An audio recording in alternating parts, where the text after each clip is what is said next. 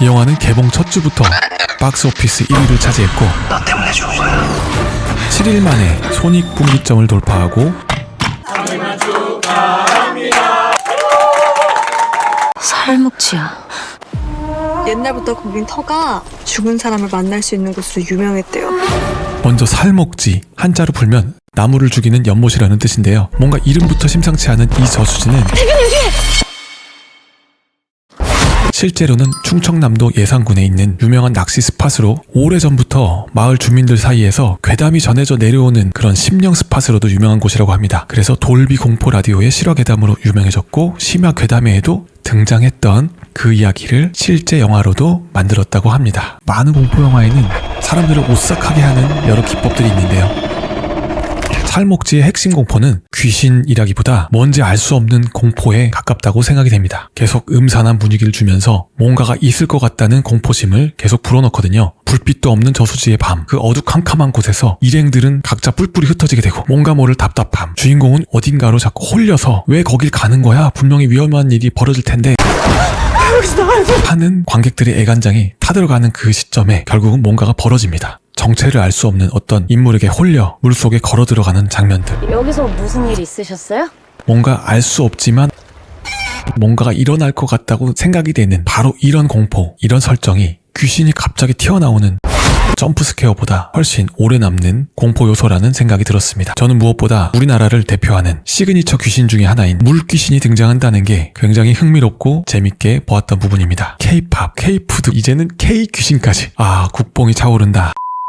저는 사실 공포 영화를 그렇게 즐기는 편은 아닌데요. 무서운 거 즐기시는 분들 많이 있죠? 왜 우리는 무서움을 즐길까? 궁금하지 않으세요?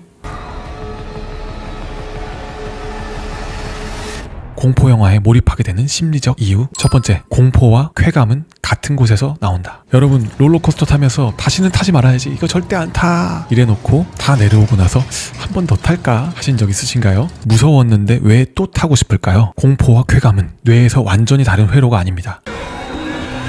무서운 장면이 나왔을 때 뇌에서는 아드레날린이 치솟고 심장이 빨리 뛰고 온몸이 긴장 상태가 됩니다. 그런데 동시에 뇌는 이 흥분 상태를 처리하면서 도파민과 엔돌핀을 분비한다고 합니다. 긴장이 완화되는 순간 이 호르몬들이 한꺼번에 분비되면서 엄청난 해방감과 쾌감이 밀려오게 된다는 것이죠. 공포영화를 극장에서 보는 것을 즐기는 분들은 아실 거예요. 갑자기 무서운 게 뭔가 팍팍 튀어나오는 점프 스퀘어가 터지는 순간 이렇게 비명을 질렀다가도 그 장면이 끝나면 관객들이 다 같이 웃음을 터뜨렸던 기억. 그게 바로 이 아드레날린이 도파민으로 전환되는 순간입니다. 무서움이 쾌감으로 바뀌는 바로 그 타이밍이죠. 영화관이라는 공간 자체가 뇌에게 이중 신호를 보내고 있는 거예요. 한쪽에서는 아, 저거 위험한데? 라는 공포 신호가 들어오고, 동시에 다른 쪽에는 아, 근데 나 지금 의자에 앉아서 팝콘 먹고 있잖아, 괜찮아, 위험한 건 저들이지 라는 안전 신호가 들어오는 거죠. 이 두 신호가 동시에 작동하는 안전한 위협의 상태, 이런 상태가 바로 공포영화의 쾌감을 만들어내는 겁니다. 자, 그럼 공포영화를 즐기는 사람들은 무엇이 다를까요? 살목지 영화 속 세정 캐릭터가 그렇죠? 부업으로 공포 유튜브 운영하는 찐 괴담 매니아, 이런 사람들은 뭐가 다른 걸까요? 심리학자 마빈 주커만이 제안한 감각 추구 성향이라는 개념이 있습니다. 사람마다 새롭고 강렬하고 복잡한 자극을 원하는 정도가 모두 다른데요. 이 감각 추구 성향이 높은 사람일수록 공포영화를 훨씬 더 즐기는 경향이 있습니다. 감각 추구 성향이 높은 사람들은 강한 자극이 들어왔을 때 뇌의 보상회로가 더 강하게 반응하는 경향이 있습니다. 즉, 같은 공포 장면을 봐도 이 사람들의 뇌는 더 강한 도파민을 분비하고 그게 더 강한 쾌감으로 이어지는 거죠. 반대로 공감 능력이 매우 높은 사람들은 공포영화를 즐기지 못하는 경향이 있습니다. 영화 속 인물의 고통이 너무 생생하게 느껴지기 때문에 공포가 쾌감이 아니라 진짜 고통으로 경험이 될 수 있거든요. 그러니까 공포영화를 못 보시는 분들, 본인을 너무 겁이 많다고 자책하실 필요는 없습니다. 오히려 공감 능력이 높아서일 수도 있습니다. 그런데 그렇다고 공포영화 즐기는 사람이 또 이상한 건 아니죠. 뇌가 강한 자극을 더 강한 쾌감으로 전환하는 능력이 있다는 것이니까요.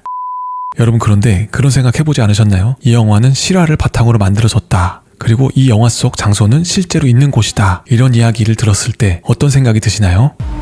옛날부터 거긴 터가 죽은 사람을 만날 수 있는 곳으로 유명했대요.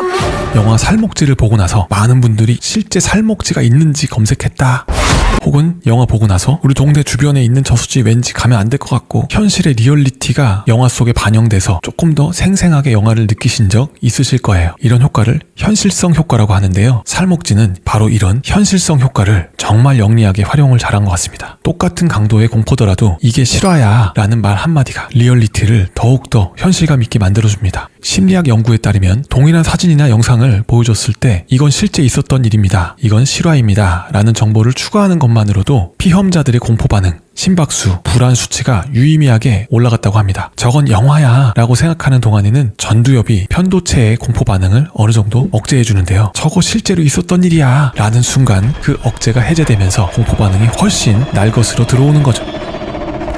마지막으로 가장 역설적인 이야기를 하나 드릴게요. 공포영화를 즐겨보는 사람들에게 왜 공포영화를 봐? 그게 무서운데 뭐가 재밌어? 하고 물으면 의외로 이런 대답을 들어보셨을 거예요. 난 공포영화 보면 스트레스가 풀려. 그냥 가볍게 볼 수 있잖아. 그게 가볍다고? 공포영화 힘들어 하시는 분들은 이렇게 느끼실 거예요. 그게 뭐가 가벼워? 보고 나면 자꾸 생각나는데 밤에 잠도 안 오고.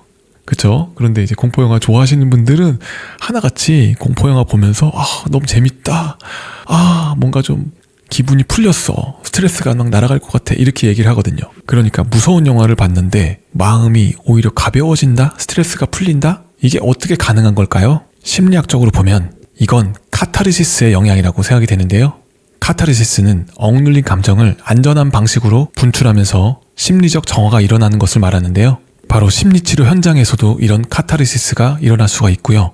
정말 힘든 일이 해소됐을 때, 어렵게 생각하고 있는 일들이 잘 해결되었을 때, 그럴 때 이런 감정적으로 억압됐던 것들이 분출되면서 심리적인 정화가 일어날 수 있는데요. 바로 공포영화는 평소 일상에서 억눌린 방식, 힘든 근무에 지치거나 여러 가지 스트레스에 시달리거나 하면서 느꼈던 억눌린 감정을 안전한 방식을 통해 분출하면서 일상으로부터의 탈출이 될 수 있고 심리적인 정화의 매개체가 될 수도 있다는 거죠. 또한 일상에서 통제감이 낮다고 느끼는 사람들, 내 삶이 내 마음대로 통제되지 않는다고 느끼는 사람들일수록 공포영화를 더 즐기는 경향이 있다는 연구 결과도 있습니다. 공포영화를 보면서 영화 속 공포를 내가 견뎌냈다 하는 통제감이 생기고 그게 현실에서 잃어버린 통제감을 일시적으로 회복시켜주는 거예요.